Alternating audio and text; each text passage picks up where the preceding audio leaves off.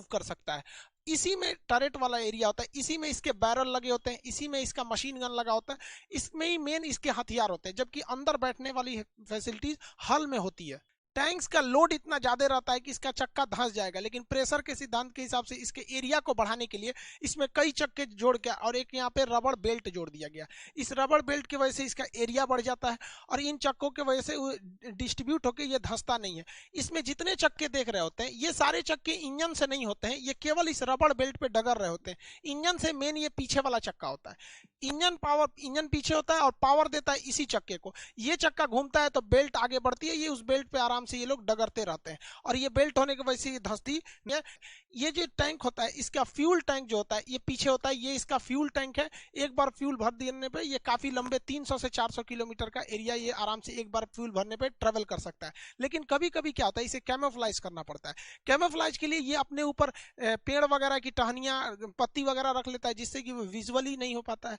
लेकिन कभी कभी क्या है कि रेगिस्तानी भाग में ये पूरा खुले में आ जाता है तो इसे भागना बड़ा मुश्किल हो जाता है, तो इसके बगल में एक फ्यूज स्मोक डिस्चार्ज लगा होता है जिससे कि ये पूरा तरह से धुआं कर देता है और इतना धुआं कर देगा कि दिखेगा ही नहीं। जैसे यहाँ देखिए ये टैंक है और इस साइड ये इतना बड़ा सा धुआं कर दिया है, इसमें एक्यूरेट निशाना लगाना मुश्किल हो जाएगा जिस वजह से ये बच के आगे निकल जाता है। इसमें सबसे बड़ी समस्या टैंक के लिए दुश्मन हो जाता है एंटी टैंक जो माइंस होते हैं, ये जमीन के अंदर इस तरह से लगा दिए जाते हैं, जैसे इस पर कोई टैंक चढ़ेगा तो उसका हाल ये हो जाएगा। ऐसे बहुत सारे टैंक राजस्थान में हम लोगों ने पाकिस्तान के मार के रखे हुए हैं। तो इस अभी जो हाल ही में जो भारत ने अर्जुन मार्क 1A का जो उद्घाटन किया है इसमें माइंस प्लगर लगा दिए गए हैं हर एक टैंक में। अब ये माइंस प्लगर देखिए टैंक के आगे लगे रहते हैं, ये दांत की तरह होते हैं और इस तरह से उठे हुए रहते हैं और इसके आगे एक सेंसर लगा होता है। ये सेंसर जमीन पे रेडिएशन छोड़ते रहता है, इंफ्रारेड रेडिएशन की वजह से ये सेंसर आगे पता कर लेता है कि अंदर जमीन में कुछ माइंस तो नहीं है, और अगर इसे लग गया कि माइंस है तो ये नीचे गिरा देता है और नीचे गिरा देंगे ना तो इसको कोड़ के फेंक देगा वो माइंस को, ले सोचा जो यहाँ माइंस बिछा के रखा था। टैंक जो होता है मेन बैटल टैंक MBT है जो भारत का है, ये 3rd जनरेशन का मेन बैटल टैंक है। इसकी सेफ्टी के लिए इसका जो बाहरी का कांचना नाम का जो कवच है इस पर यहाँ पर आप देखेंगे तो बॉक्स की तरह एक्सप्लोसिव लगेगा है सब, ये इसको प्रोटेक्शन देते हैं। इसके अंदर एक विशेष प्रकार का रबड़ भरा होता है और हल्का एक्सप्लोसिव होता है, हल्का सा अंदर से भी ब्लास्ट करता है बट पूरी तरह ब्लास्ट होकर वापस नहीं आ सकता है। इसकी डिजाइनिंग इस तरह से की जाती है, इसे कर्व एरिया में बनाया जाता है ताकि अगर इस पर गोली लगे तो पहले तो गोली छटक जाए क्योंकि वो एकदम बराबर नहीं है, कर्व की तरह बना दिया जाता है। और जैसे ही इस पर कोई गोली वगैरह टकराती है तो स्टील का ये इतना मजबूत रहता है कि ये फटता नहीं है और टकराने से अंदर एक झटका लगता है तो अंदर भी एक छोटा सा ब्लास्ट होता है और वो ब्लास्ट मतलब झटका देने के लिए होता है जिससे कि गोली वगैरह छटक जाती है, इससे ज्यादातर नुकसान नहीं होता है। ये डबल लेयर सिक्योरिटी होती है, एक ये वाला आप देख लिए ऑर्नामेंट सिक्योरिटी के लिए बाहर बाहर है और इसका मेन बॉडी तो अंदर है, मेन बॉडी अंदर है तो डबल लेयर सिक्योरिटी होती है इसकी। इन टैंक्स के ऊपर रॉकेट लॉन्चर से हमला किया जाता है, तो रॉकेट लॉन्चर के हमला को बचने के लिए इसके साइड साइड में यहाँ पर लगे रहते हैं सब रडार। ये रडार अपने और आने वाले रॉकेट लॉन्चर्स वगैरह को पकड़ लेते हैं। जैसे इस पे दागेंगे ना तो एक रडार रहेगा इसको पकड़ लेगा, दूसरा रॉकेट आएगा जो इस रॉकेट से आके टकरा जाएगा, उसके बगल में आके ब्लास्ट करेगा जिससे कि ये सेफली बच जाएगा। किसी टैंक में 4 लोग बैठते हैं, यहाँ पर बैठता है इसका ड्राइवर जो हल वाले एरिया में बैठता है अंदर की ओर, ये पेरिस्कोप से देखेगा। यहाँ इसका कमांडर बैठा हुआ है, बाहर निकल रहा है गनमैन और ये क्या हो जाता है लोडर। तो ये 4 लोग बैठे रहते हैं, इन्हें देखने के लिए पेरिस्कोप लगाया जाता है। इनका पेरिस्कोप अंदर बैठे बैठे ये आराम से बाहर की ओर देख सकते हैं इस पेरिस्कोप की मदद से। ये आगे 120 डिग्री के एरिया में ये वाइड एरिया में देख सकता है, हालांकि ये ऊपर का जो एरिया है ये तो 360 डिग्री खुद ही घूम जाता है जिस वजह से इसको देखने में कोई प्रॉब्लम नहीं आती है। इसमें ड्राइवर का जो बैठने का एरिया होता है सबसे आगे होता है, वो बेंड पोजीशन में इस तरह से बैठता है और ये पेरिस्कोप की मदद से वो बाहर की एरिया इसको देख लेता है। लेकिन बाकी के लोग देखिए ये ड्राइवर का बैठने का जगह है, ये सबसे थोड़ा सा कंजस्टेड रहता है। यहाँ एक आदमी बैठा हुआ आपको दिखेगा, ये आदमी जो है ये कमांडर है। ये बाहर निकलेगा जो ये गनमैन होता है, ये लोडर होता है। लोडर का काम होता है कि ये एमुनेशंस को निकाल के इसमें लोड करते रहे, इसको निकाल के लोड करेगा। इसमें 2 चीज की सावधानी बरतनी होती है। ऐसा भी हो सकता है कि एमुनेशन यहीं फट जाए और अगर एमुनेशन इसमें फटा तो पूरी टैंक को ब्लास्ट कर जाएगा, इसलिए हर एमुनेशन का अलग अलग एक एमुनेशन चैम्बर होता है, वो उसी में रख के उसे बंद किया रहता है। ये इतना मजबूत और इस तरह से बनाया जाता है चैम्बर को कि अगर एक ब्लास्ट होगा तो दूसरे को ये कुछ होने नहीं देगा और स्मोक बाहर से निकल जाएगी। ये इसमें लोड कर देता है और लोड करने के बाद कमांडर के हिसाब से उसे फायर कर दिया जाता है। भारत पहले टैंक्स के एमुनेशंस को बाहर से इंपोर्ट करता था, जिसपे बहुत ज्यादा खर्च आते थे। अब भारत की डीआरडीओ खुद से एमुनेशंस बनाने लगी है। अलग अलग साइज के एमुनेशंस होते हैं जिसे टैंक में यूज किया जाता है। टैंक्स का जो मेन गन होता है, वो भारत ने जो टैंक बनाया वो 125 का मेन गन है। ये इधर से ही एमुनेशंस को फायर किया जाएगा। अब इस एमुनेशन को फायर करने में एक खराबी ये होती है कि जब भी इसे फायर करते हैं बहुत बड़े मात्रा में हीट, धुआं, स्मोक, जहरीली गैसें प्रोड्यूस होती हैं। और अगर ये प्रोड्यूस होती हैं और यहाँ से निकलती है तो कुछ गैस तो लौट भी सकती है। तो भैया ये लौटे ना, अगर लौट गई तो अंदर घुस जाएगा, पूरा धुआं धुआं हो जाएगा अंदर। अब खुद से देखिए ना, इतना बड़ा धुआं यहाँ हुआ है तो जेनविन है कुछ ना कुछ तो लौटेगा अंदर, पूरा धुआं धुआं हो जाएगा। इसी धुआं को रोकने के लिए आप देखेंगे यहाँ टैंक को एक ज्वाइंट की जाती है। एक मोटा सा ये ज्वाइंट है। आप लोग ये मत सोचिएगा कि पाइप छोटा पड़ गया था तो वेल्डिंग करके जोड़ा है, नहीं, इसे कहते हैं एवेक्यूएटर। ये एवेक्यूएटर क्या करता है, जब धुआं वापस लौटता है तो ये अंदर नहीं जाने देता है, बल्कि यहीं से इसके बाहर कर देता है और अंदर के लोग सेफली रह जाते हैं। वरना अंदर जो घुटन से लोग मर जाएंगे, इसके अंदर के क्रू मेंबर। देखिए टर्रेट जो होता है ऊपर का, वो 360 डिग्री घूम सकता है। ये वाला एरिया टर्रेट का पूरा 360 डिग्री घूम सकता है और जमीन भी ऊपर नीचे नहीं होती है। तो इससे क्या होगा कि ड्राइवर जो गनमैन का निशाना बनाने वाला होगा वो तो चूक जाएगा, निशाना लगाने में उसको दिक्कत आएगी। तो इसमें ऑटो स्टेबलाइजर होता है।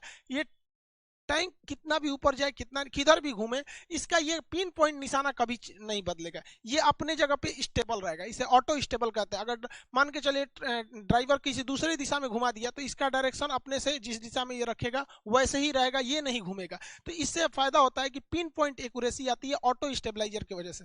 गनमैन जो होता है बाहर निकल सकता है। इसके आगे सुरक्षा के लिए ये कवच लगे रहते हैं ताकि आगे से कोई गोली ना लग सके।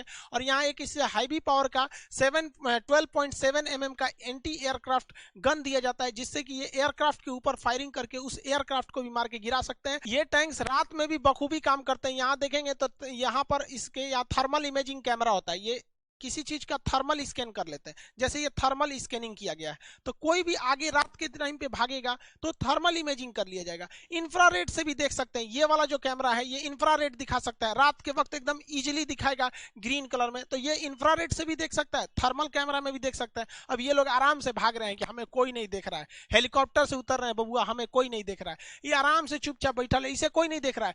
ये लाइट आपको भले दिख रही है, मतलब ये दूसरे बहुत धीमी लाइट होती है। आप सीसीटीवी कैमरा में भी इस तरह के इंफ्रारेड लाइट्स को देखे होंगे। तो ये ज्यादा रोशनी नहीं करती है और आराम से अंधेरे में भी दुश्मन पर हमला कर सकते हैं। ये आज का मॉडर्न जमाना केमिकल वॉरफेयर का हो गया। आजकल न्यूक्लियर ब्लास्ट कहीं हो गया या फिर जहरीली गैस निकल गई, ब्लास्ट के वक्त से बारूद से जहरीली गैसें निकलती हैं। तो इस वजह से इसके ऊपर एक सेंसर लगाया गया रहता है। इसके चारों डायरेक्शन में एक सेंसर है, ये पता कर लेगा कि बाहर कोई जहरीली गैस क्या हुई है, रिलीज हुई है। जैसे जहरीली गैस रिलीज होगी तो इसके अंदर एयर फिल्टर लगा हुआ है, उस एयर फिल्टर करके अंदर भेजेगा और बाकी के एरिया मतलब जहरीली गैसों को अंदर जाने ही नहीं देगा। और अगर टैंक्स गड़बड़ हो गया है तब इनको निकलने के लिए अलग से एक तो गैस प्रूफ सूट लगा होता है कि अगर बाद की टैंक हीट कर गया है, बाहर निकलना है तो इस तरह से वो निकल सकते हैं। लेकिन इसका एयर प्यूरिफायर किसी भी जहरीली गैस को अंदर जाने नहीं देगा, जिससे क्रू मेंबर्स की जान खतरे में नहीं पड़ेगी। इस टैंक की दो खराबी, भैया ये बहुत लेट से इसका प्रोसेस चालू है। 1971 की लड़ाई में हम लोगों ने लोंगेवाला के एरिया में, पाकिस्तान के एरिया में हम लोगों ने फील किया था कि हमारे पास टैंक्स की जरूरत ज्यादा होनी चाहिए। चाइना के पास बहुत ज्यादा टैंक है, हर कैटेगरी के टैंक है। इसलिए 1972 में हम लोगों ने अर्जुन टैंक की आधारशिला रखी, लेकिन ये काफी लेट प्रोसेस हो गया। अभी भी इसके मार्क 3 मार्क 2 वाला वर्जन है जो अब इंडक्ट होने जा रहा है। तो पहली समस्या ये। दूसरा, इसका ओवरवेट, ये 68 टन 68 टन का है। 68 टन होने की वजह से इस टैंक को रत्ती भर प्रॉब्लम नहीं है। इस टैंक की खराबी, इसमें कोई दिक्कत नहीं। लेकिन इतना भारी टैंक अगर किसी ब्रिज पे ले जाएंगे तो जो भी ब्रिज आज से 40-50 साल पहले पुराने हो चुके हैं उनको ये ध्वस्त करके तोड़ देगा यहाँ पर। तो ये इसकी समस्या नहीं है, ये दूसरे के लिए समस्या बन जाता है। इसे ले जाने के लिए भी स्पेशल व्हीकल बनाने पड़ेंगे। अगर नॉर्मल व्हीकल जिसपे जेसीबी वगैरह को टांग के लेके जाया जाता है, अगर इसी को रखेंगे तो तोड़ देगा यहाँ पर। तो ये दूसरे के लिए एक समस्या बन चुका है। लेकिन ये टैंक रेगिस्तानी एरिया, खास करके राजस्थान गुजरात का एरिया जो पाकिस्तान से लगता है, उसके लिए ये द बेस्ट है। ये उनके लिए मतलब चलता फिरता मौत है। ये कैग की एक रिपोर्ट में खुलासा किया गया था कि इन्होंने रूस के T-90 टैंक से और अर्जुन टैंक का कंपैरिजन किया था। इन्होंने लगभग 9 पैरामीटर्स पे खरा उतार के नापा गया था कि ये ज्यादा अच्छा है या ये ज्यादा अच्छा है।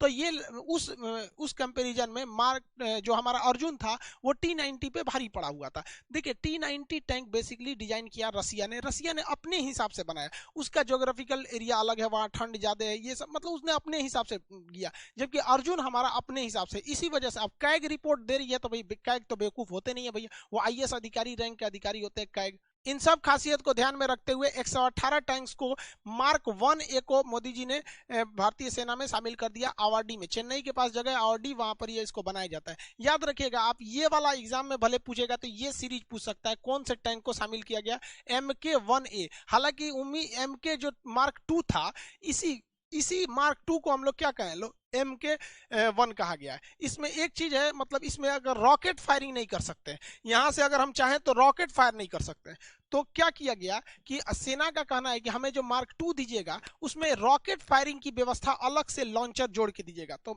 DRDO ने कहा कि भाई आप एक काम कीजिए, आप मार्क 2 लीजिएगा तो ये मार्क 1 हो गया। मार्क 1 के बाद मार्क 2 आना था, लेकिन मार्क 1 में जब डेवलप किया गया तो मार्क 1A कर दिया गया, और जब इसमें मिसाइल लॉन्चिंग सिस्टम जोड़ दिया जाएगा तो उसे कहा जाएगा मार्क 2 के नाम से जाना जाएगा। वो आने वाले 2-3 साल में हमारी भारतीय सेना में उसे इंडक्ट कर दिया जाएगा। यूपीएससी मेंस के एग्जाम में ना एक टेक्निकल क्वेश्चन इस तरह से पूछ देता है, जैसे आपको कोई रडार सिस्टम से देगा, या फिर सुपर कंप्यूटर देगा, या कोई एमुनेशंस में, या फिर एयरक्राफ्ट कैरियर के स्पेसिफिकेशन में एक क्वेश्चन दे देता है कि इसके बारे में विवेचना कीजिए, तो उसमें आपको थोड़ा सा डिटेल से लिखना पड़ता है। आई होप आप इसे समझे होंगे। मिलेंगे नेक्स्ट क्लास में। जय हिंद।